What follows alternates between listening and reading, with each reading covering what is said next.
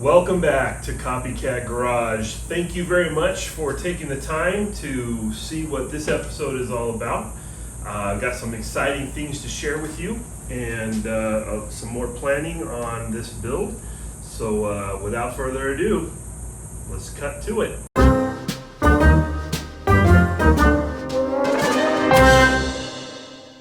All right, well, first thing you notice, I'm wearing some CopyCat merch. That's right, the CopyCatmerch.com website is fully functional. You can go on there and you can get yourself a shirt like this one. Logo shirt with wrench now and brag later on there. All the proceeds go towards what we do here on this channel. It helps support the young lady who edits these videos for me, as well as the young lady behind the camera, as well as the project. So feel free to go over and take a look at that. Again, that's copycatmerch.com, and a link will be down in the comments below for easy traveling to that website. Some other things that came about. Let me grab this. I'd like to share this and give a shout out to my friend Jacob Baker. Jacob is the guy I bought this bike from, and one of the things that he had sent me, because he's also been a long time viewer of this channel, but he gave me a Gremlin bell.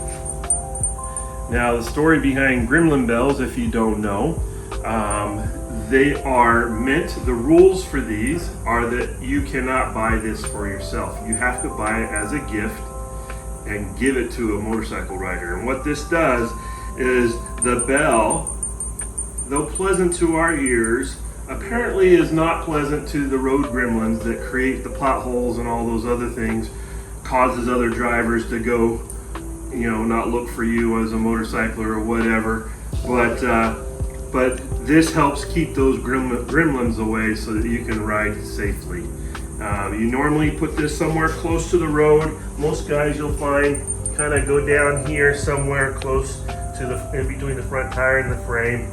And we'll re-look at this when this bike gets closer to its end or finished stage. We'll find a good place for that. But anyway, shout out to Jacob Baker for that, and also for the bike.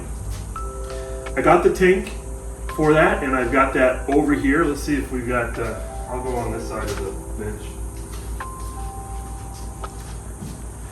So it is a Fat Boy tank. It is it's, as you can see, two 2.5 gallon gas tanks. You join them from here. They're underneath at the bottom. There is a place to be able to connect the hose so that when you can fill up this one, and it will fill this one up as well, and it all comes out the same tank. Anyways, this is going to be the tank, and this was kind of, as we talked about last week, the mock-up of where some of that stuff is going to go. It's going to be kind of like this, probably a little tighter in here, but there'll be this channel that goes down in between. Normally it's this close. That's the normal distance between. So we're just going to spread that open a little bit more so that we can have the head unit. If we spread this back out a little bit, the head unit will be sitting right here, and then underneath that we'll have the amplifier. And possibly, I don't know, I'm going to share another idea with you guys, possibly the Moto Gadget is going to be in here as well. So another thing that we got, so I got all this from a company called LowBrow Customs. Got their banner right up there on the wall, got their one of their little signs over here, and some stickers on my sticker board.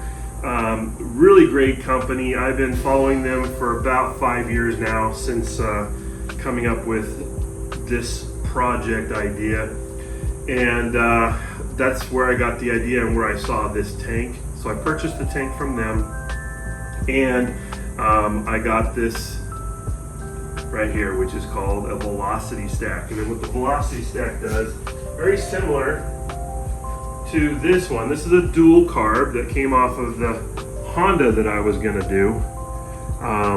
So you got velocity stack that is the intake for your carburetor, and this obviously goes into the pistons. But this, because the Yamaha is a single carb, this is going to go right here like this. Now I've got to fabricate somehow an adapter, because this is larger than that. And you notice there's threads on there. So I've got to somehow figure out a way to put something on here that I can then screw this on so that it can take advantage of it. Now I don't know how that's going to affect, you know, the airflow. Obviously, when you start taking bends and stuff into it, there is some airflow. But hey, we'll do it, see if it works, and if it doesn't, then try something else. But I got to figure out a way to get that on there, and that's going to sit down here. If you look over the top, here's where the carburetor goes, and this will stick out of the side of the motorcycle. As a gift, LowBrow sent me these as well, which is pretty cool.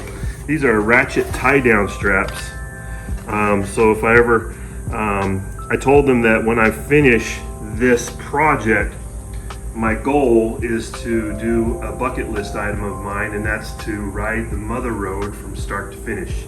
As kind of like a cannonball run. I'm gonna call it the Mother Road Run. And any of you people who want to join me can come join me when this is finished, and we'll start from Chicago. We'll go all the way to California to a pier, and do it as fast as we can. Well, speed limit wise we'll do good, but it's going to be kind of an endurance ride, and you'll know anything for a long period of time on a motorcycle like this, endurance is the operative word, right? But this will help us be able to tie it down and transport it to the beginning of the run, and everything like that. So anyways, that was a gift from LowBrow. This isn't sponsored by anyone. I'm fortunate enough that they offered me some of these things as a gift, as well as a 10% discount on the tank and the velocity stacks. And so it's just, I like when I find a really good company to work with, I like using them, and I like sharing their contacts and everything. So their contacts will be in the description below. A shout out I'd like to give is to my friend Jared. Jared was also a long time subscriber to this channel, and a comment, I was going through some of my old comments from previous videos and such, and the plight that I had back then is the same plight that I have right now, and that is, where in the heck am I gonna fit a battery this big, okay, in this motorcycle, when I also want to put a big old woofer in here? You know, where's it going to go? Because technically, this is where it goes originally, and the woofer I want to sit right here facing up. So even if this being a lithium, I can lay it down, but still it's in the way. So Jared came up with a really cool idea: ammo cans. I think it's a really cool idea, and what he suggested is that we put them like bags on the side. And so inside the ammo can, we'll house the battery, but also one of the things that I want to do, the feature I want to do, this is the suspension for the soft tail, and you'll see that there's like a shock absorber back in here. There's a company that I've reached out to that makes air shocks, if you will, hydraulics and all that. And so what I'm wanting to do is get rid of the kickstand and make it so that when I park the motorcycle, it will lower the motorcycle to the back part of this frame right here. So it will virtually kind of do this type of thing.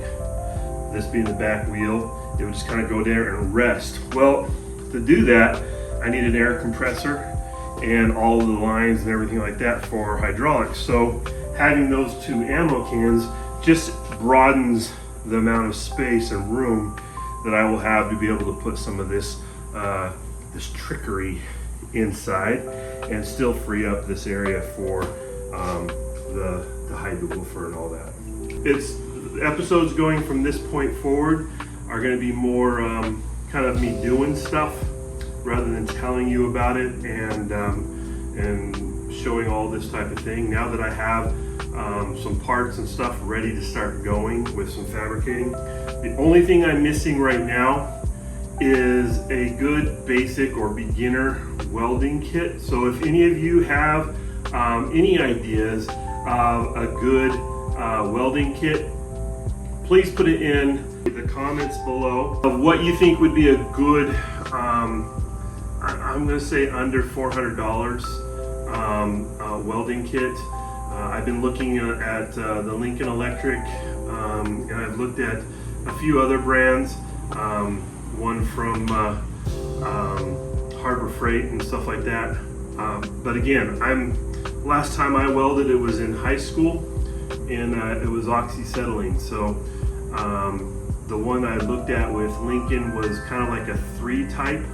It did MIG, TIG, and stick welding, and it was like $380 on Amazon. So I'm thinking about that. But if you guys have any other ideas or options or things that you can help me be able to learn welding, there's going to be a lot of welding on this project. So with that, again, typical YouTuber fashion, don't forget to subscribe if you haven't already, and let's leave a thumbs up on this and a comment.